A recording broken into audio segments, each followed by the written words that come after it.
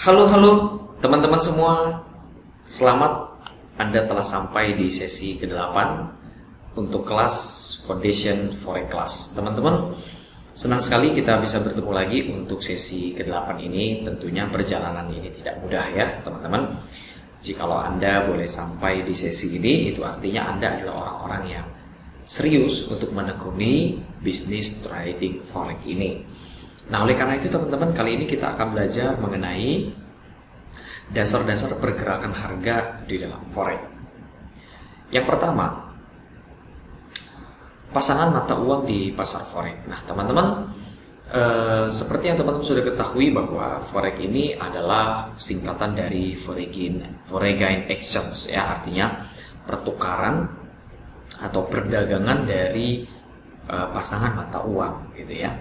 Nah, tidak bisa euro dengan euro gitu ya, atau USD dengan USD, pasti ada pasangan. Jadi pasangan mata uang di pasar forex adalah kombinasi dua mata uang yang diperdagangkan satu sama lainnya ya teman-teman. Nah, sekarang kita coba lihat di layar. Nah, seperti ini teman-teman ya. Teman-teman lihat di sini ada AUD CAD, AUD CHF, AUD JPY, AUD NZD, dan masih banyak lagi yang lainnya ya teman-teman. Selalu ada cross gitu ya antara satu pair dengan pair yang lain gitu teman-teman ya. Nah, untuk pair ini sendiri itu terbagi menjadi dua jenis pair gitu teman-teman ya. Nah, saya langsung ke sini saja ya. Pair dalam forex gitu ya.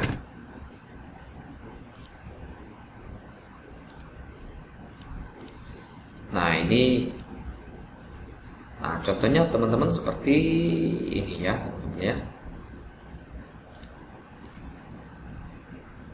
Nah, euro USD ya.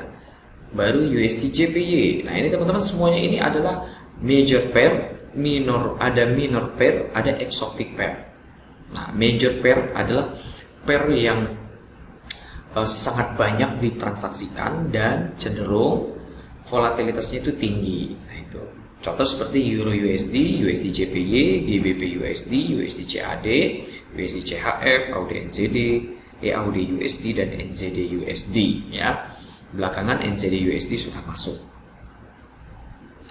Nah, kemudian minor pair itu apa? Euro GBP, Euro CHF, Euro CAD, Euro AUD ya. Teman-teman bisa lihat di sini ya. Nah, ini minor pair maksudnya apa? Artinya minor pair ini lebih sedikit ya jumlah orang yang transaksi di pair-pair tersebut. Namun bukan berarti kita tidak bisa entry atau tradingan di situ gitu teman-teman ya. Hanya jumlahnya sedikit kalau dibandingkan dengan major. Nah, sementara eksotik apa teman-teman? Nah, jauh lebih sedikit lagi orang yang trading di exotic pair ya. Nah, teman-teman boleh lihat sendiri ya. Nah, jadi teman-teman ini sedikit info mengenai pasangan atau pair di dalam trading forex ya teman-teman. Nah, sekarang kita kembali lagi. Kemudian teman-teman, korelasi mata uang dalam trading forex. Jadi teman-teman sebenarnya ada korelasi, artinya ada hubungan antara pair yang satu dengan pair yang lain. Korelasi mata uang dalam trading forex mengacu pada hubungan antara pergerakan harga dua pasangan mata uang. Korelasi positif menunjukkan bahwa dua mata uang bergerak searah, sementara korelasi negatif menunjukkan bahwa dua mata uang bergerak berlawanan arah. Nah, contoh kita langsung lihat saja di Google ya teman-teman ya. Saya tidak menyiapkan materinya secara langsung. Saya tidak menyiapkannya dulu dan kita langsung cek saja gitu ya. Korelasi dalam forex gitu ya teman-teman. Seperti ini, atau kita lihat di gambar apakah ada ya, contoh seperti ini ya teman-teman ya. Nah, korelasi itu ada dua teman-teman, ada korelasi positif, ada korelasi negatif ya teman-teman. Nah, maksudnya apa? Kalau positif itu ya searah gitu ya. Korelasi positif adalah kondisi di mana pasangan mata uang bergerak pada satu arah yang sama gitu. Contoh seperti Euro USD dengan GBP USD itu bergeraknya kurang lebih sama teman-teman. Kalau Euro USD-nya down, biasanya GU-nya itu down juga gitu ya. Nah, sementara kalau negatif, nah itu berlawanan teman-teman. Ya, merupakan kondisi di mana dua pasangan mata uang bergerak ke arah yang berlawanan pada setiap periode. Contoh teman-teman seperti Euro USD dan USD CHF. Nah, teman-teman.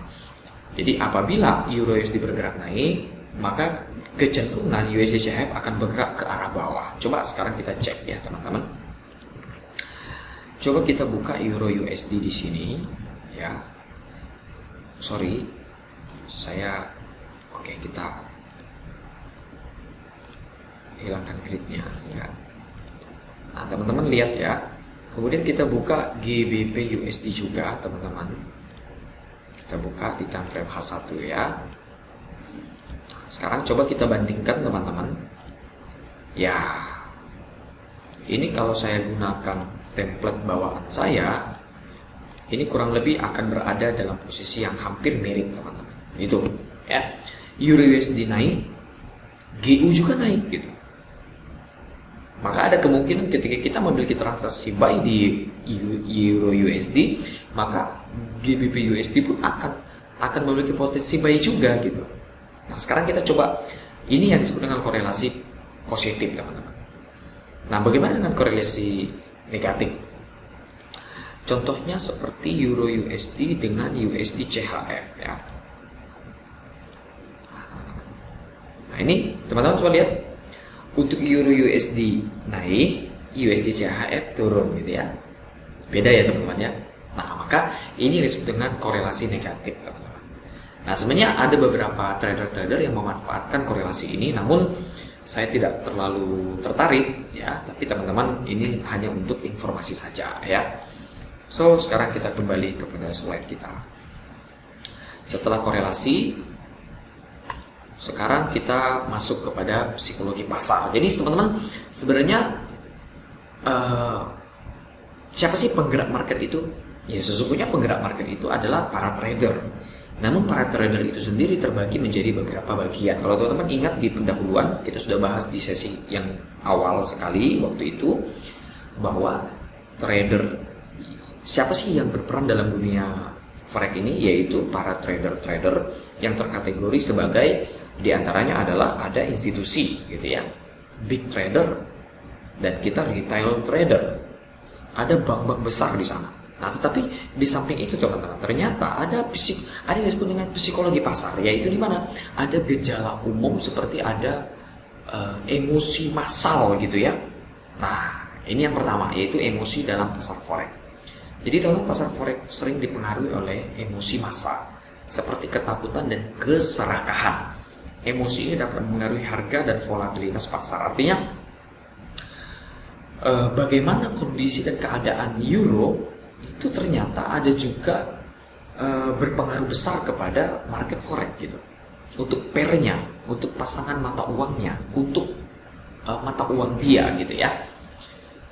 Katakanlah seandainya di Eropa terjadi sebuah contoh seperti kasus kemarin, yaitu perang antara Ukraina dengan Rusia. Nah, itu kan masih tergolong dalam area Eropa gitu teman-teman ya. Nah, sehingga menyebabkan pada saat itu mata uang euro itu mengalami penurunan teman-teman. Nah, ini contohnya ya, emosi yang buruk gitu ya mempengaruhi pair tersebut.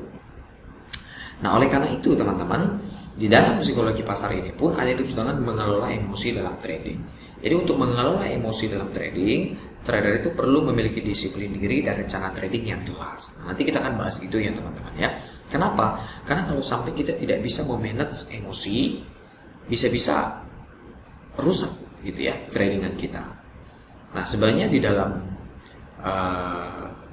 transaksi yang dilakukan oleh para trader-trader yang besar itu, contoh seperti institusi dan bank, sebenarnya mereka juga memiliki peran, mereka juga dipengaruhi oleh peranan emosinya, gitu ya. Nah, baru yang selanjutnya adalah pengaruh psikologi dalam keputusan trading. Teman-teman, faktor psikologis seperti ketakutan dan keserakahan dapat mempengaruhi keputusan trading. Jadi trader itu perlu memahami dan mengendalikan emosi mereka agar dapat apa? Dapat membuat keputusan trading yang bijak. Jadi teman-teman, lagi-lagi ini dua hal yang sama, yaitu mengelola emosi dan juga pengaruh psikologi. Jangan memiliki keserakahan yang berlebihan, teman-teman. Teman-teman perlu tahu bahwa ini adalah bisnis real dan Anda harus mengelolanya dengan profesional. Gitu. Jadi jangan jangan terlalu terbawa dengan perasaan galau Anda gitu ya.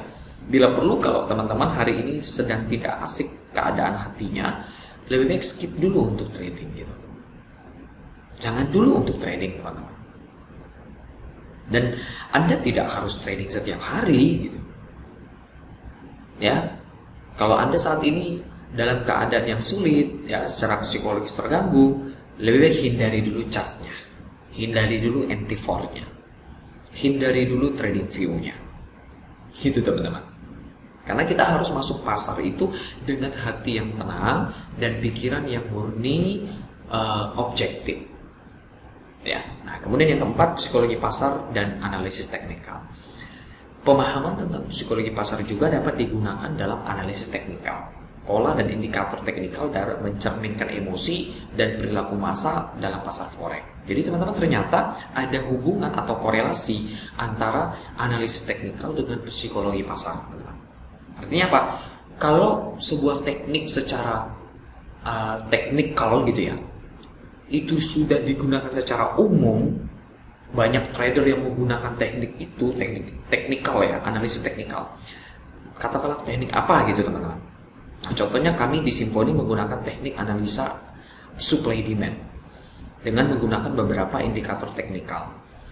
Seandainya separuh gitu ya, ini seandainya walaupun tidak mungkin, separuh trader di seluruh dunia menggunakan analis teknikal yang sama, maka secara psikologis semua trader itu akan masuk di dalam harga yang sama, teman-teman. Gitu. Nah, ternyata ada hubungan dan korelasi antara psikologi dengan analisis teknikal. Ya, teman-teman. Nah, teman-teman, ini dulu untuk sesi kali ini. Kita belajar tentang dasar-dasar pergerakan harga dalam forex. Kita akan bertemu lagi di sesi yang berikutnya.